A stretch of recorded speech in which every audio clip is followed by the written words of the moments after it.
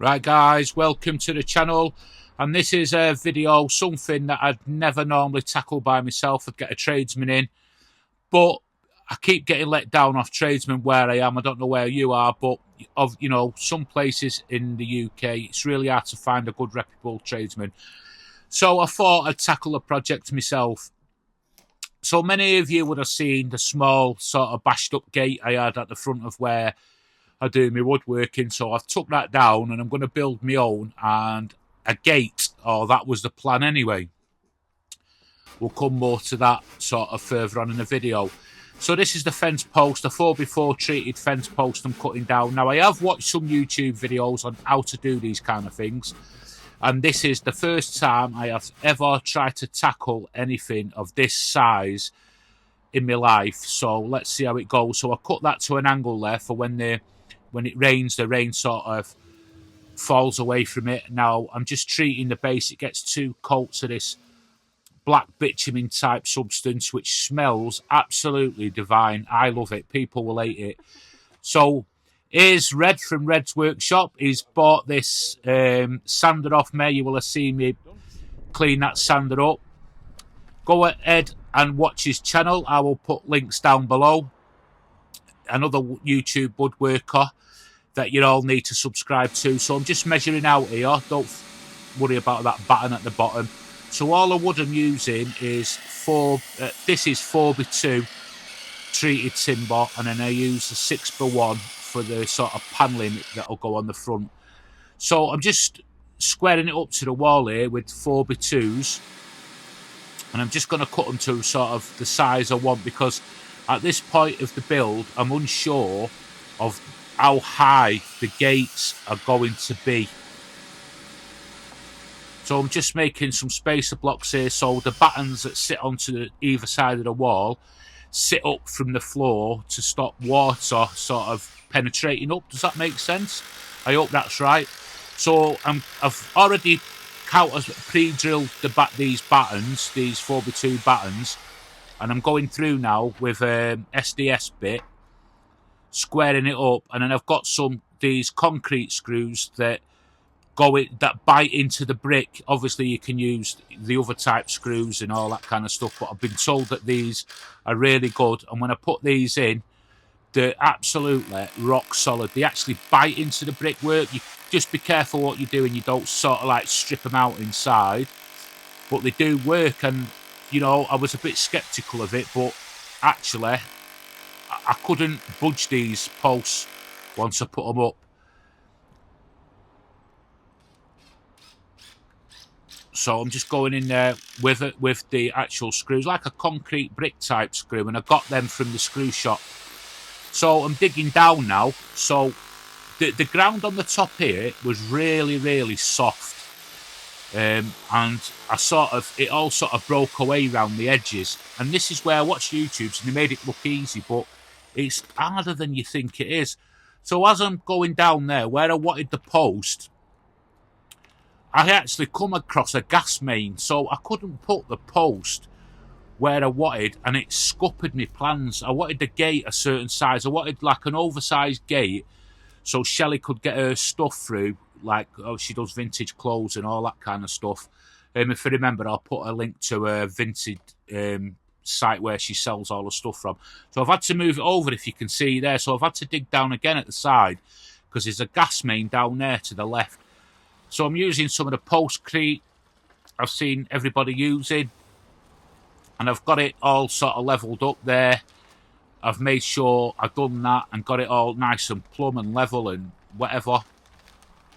And as I was digging down, it weren't just the gas main. I had to go through 2 layers of brick, then clay. When you watch some of these videos, they'll show you where they just go into nice ground and it's nice and easy, and you just dig the hole and whatever. It's sort of really easy. It weren't like that for me. I had clay, brick, I had gas mains, and it was just a bit of a nightmare. But I got round it, and I'm just doing it to the best of my ability. So I'm just poking it all now, just to get it all sort of mixing and setting right. Now, if any of you guys are watching this and you see anything I'm doing wrong, please put it in the comments, because other people will pick up on it and they can learn from sort of my mistakes and your expertise, so to speak. So I'm just going round. That the depth for that in the ground there is 600 mil, 60 centimetres. It's a fair old hole, that is. So like I say on all my videos, if you'd kindly subscribe to the channel, I've got some really good woodworking build videos coming up, which you'll all sort of want to make, hopefully. And if you hit the notification so you don't miss any of my videos, that would be great. And to further support the channel, you can go and join the YouTube memberships. There's 2 levels of where you can pay into, but just pay into the you know, the smallest level, because what I'm going to do is I'm just going to put extra videos in there. So I'm just cutting down here the 6x1 rough sawn pine. Now on the front I want a sort of modern, sleek look to it, so I've gone away from the traditional, and although it's 6x1 rough sawn pine that's been treated, I still want it to look good, because this is sort of like at the front of at the side of my house, if that makes sense. And the gate and fence itself is twofold really, well, threefold. It's to stop Stanley, obviously you've seen the little dog, my little dog, getting out. He's got a tendency to try and escape. And then it's just a bit of privacy, because what I do get while I'm working there, I get people passing and coming talking to me all the time, which is great. You know, appreciate people coming talking. But, you know, sometimes when you're just into the zone of woodworking, the last thing you want is people coming yapping away at you. And I don't mean that in a bad way. It's just that I get myself into a zone, and once I get knocked out of that zone, it's sometimes it's tough to get back in, and I think it sometimes can stifle your creativity. So that's partly why I've done it, and it looks a lot better. It just looks a lot better. It's needed doing, and I was going to get a professional to do it, but you know, I had 3 different tradesmen come round, quote me for prices, and then 3 of them sort of let me down, one after the other. Like the first one let me down, so I went to the second one, let me down, didn't show up. So I just thought I'd do it. So every cut I've made on this wood, whether it be end cuts or rip cuts, I've treated the wood as well with waterproof sealer stuff.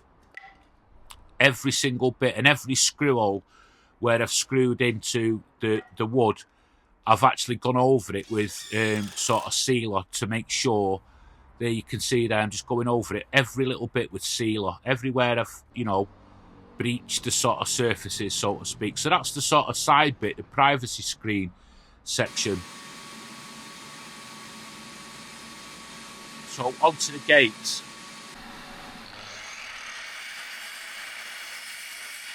And this was something I had to change my plans on. I decided in the end to make a double set of gates instead of one sort of big one, where I could open them up. You know, I've still got enough space for Shelley to get her like big boxes through what she takes into the house. Then she cleans everything, photographs it, and cleans it. She imports a lot of vintage clothes and stuff from the US and Europe, and basically all over the world, but it's mainly she imports it in from the US, vintage clothes, which goes down really well here in the UK. So for the construction here, I'm using half lap joints, whatever you want to call them. I've set me saw up there just, to make sure it's sort of halfway through. And again, I'm just taking my time. Now, I thought this would take me quite a while to do, but actually it went quicker than I actually thought, this bit of the build. And guys, don't forget, let me know where you're all from. I always ask that on the videos, and what projects you are all doing. It'd be great. And I'd also like to give a mention out to some woodworking channels, if you'd go along and subscribe to them. Obviously, you've seen Red's Workshop, Red there, who took the sander from there. I would like to give a shout out to Not Just Wood. He's another woodworking channel based here in the UK. And then obviously over in the States, you've got Ollie Makes. If you go and give him a shout out and look him up, and finding me. I will put links to all these down below in the description. And a special shout out to Ray and Sandy's Woodworking. Ray has been championing woodworking on his channel and is doing an amazing job. He's shouting out for all the woodworkers, helping smaller channels grow. And it's really, really nice to see proper human beings being nice to one another. And he's a good woodworker. He's a fantastic woodworker himself. So please go and give Ray and Sandy's Woodworking a look up and a subscribe. And all these channels I've mentioned, Fat Hog Woodworking as well, that guy. I'll put all these links down below. Give them a shout out. If you love woodworking, you'll like their channels. Some of them are smaller channels at the minute and they want to grow, and it'll be really nice for you to go and, you know, show them a little bit of support. It's what it's all about in the end. So I'm going over it now with the proper wood screws that I need to use, and I'm using 4 in each corner. And I sealed them, glued them down with the appropriate waterproof outdoor glue. And again, I'm just cutting angles here for the cross braces. Now, this is the bit that sort of threw me a bit. I didn't know whether to do 2 braces on each door or just 1. I went for the 1. I think it's strong enough. Obviously, when you see the gates, you guys who know better than me will be able to let me know. So this is another great tip, how to sort of go in from the side here, like a pocket hole from the side by using your drill. I picked this up watching YouTube. YouTube's a great resource for learning, really, isn't it? We don't watch normal television anymore, me and Shelley. We're always watching YouTube. If I'm one for creative sort of stuff and learning and history and all that kind of thing, and YouTube's the place for it, really.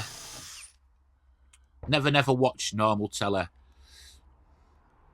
Telly is television for you guys over there in the States, Canada, Australia, and in Europe.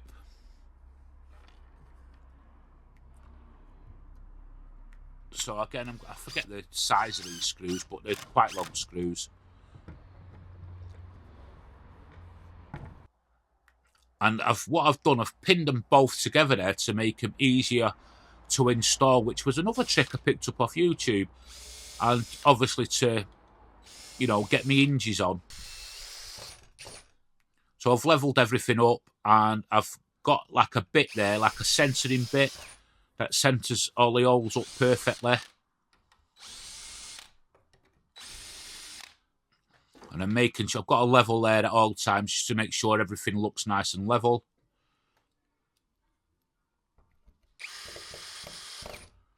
And I'm just using the screws that were provided with the hinges. They seem decent quality.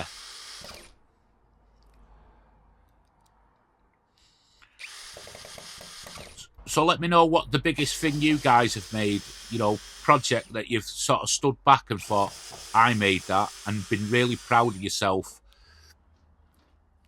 So they open and they work. It works. I can't believe it. And I'm like sort of looking at it thinking, I've made that. You know, even though it might be rough as a bear's arse, you know, I made that, and I'm sort of like a bit proud of myself. So I'm just ripping down some of the 6x1 now. This is for the fronts of the gates. And I'm just using an offcut as a spacer, and I'm lining it up with the fence on the side that you've seen previously, so it's all sort of flowing in one design.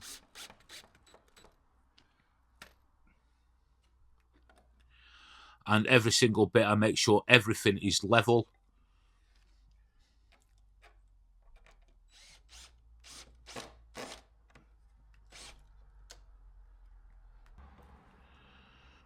And I'm just simply working my way up each gate as I go along, making sure everything lines up.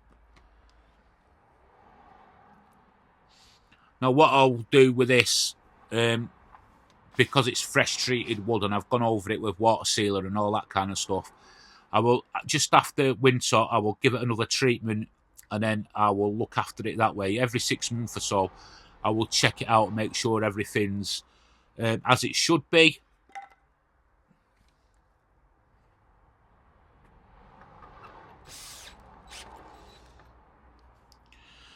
I couldn't believe, though, I nearly hit the gas main. It was just one of them things. I was just digging down and I stopped, luckily stopped.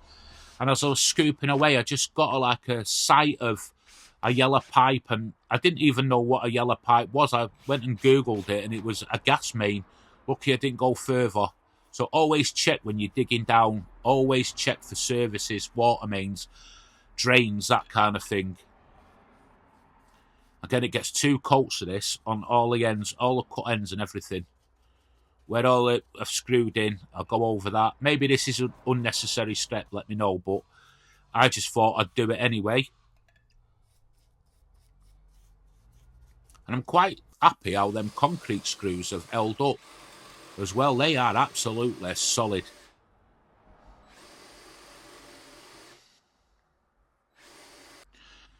Just put a simple latch system there onto it, so they can walk into the gate on the left as you look at it, and then the gate on the right when any bigger stuff comes in, that can be open there. Got a latch.